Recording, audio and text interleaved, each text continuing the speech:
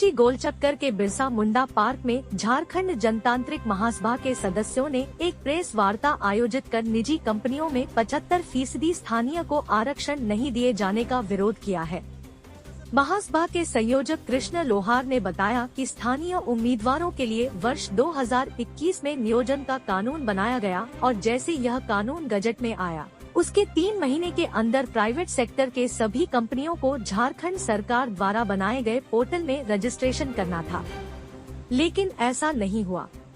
पिछले 1 साल से झारखंड जनतांत्रिक महासभा TSDPL में होने वाली बहाली में 75% आरक्षण देने की मांग को लेकर लड़ाई लड़ रहा है, परंतु कानून के तहत अब तक कोई कार्रवाई नहीं हुई। जनतांत्रिक महासभा जो स्थानीय मजदूर है, जिसके लिए सरकार ने 2021 में स्थानीय उम्मीदवारों के लिए नियोजन का कानून बनाया, इस कानून का पालन करते हुए 2021 से जिस दिन कानून ये गजट में आया, उसके 3 महीने के अंदर में प्राइवेट सेक्टर के सभी कंपनियों को जो है झारखंड सरकार ने जो पोर्टल बनाया उसमें रजिस्ट्रेशन करना था। आज देख रहे हैं ना, पिछले 1 साल से झारखंड जनतांत्रिक महासभा जो TSDPL में बहाली हो रहा, इसमें 75% झारखंड सरकार के कानून का रिजर्वेशन को लागू कराने के लिए लड़ाई लड़ रही है और आज भी ये लोग जो है इस पर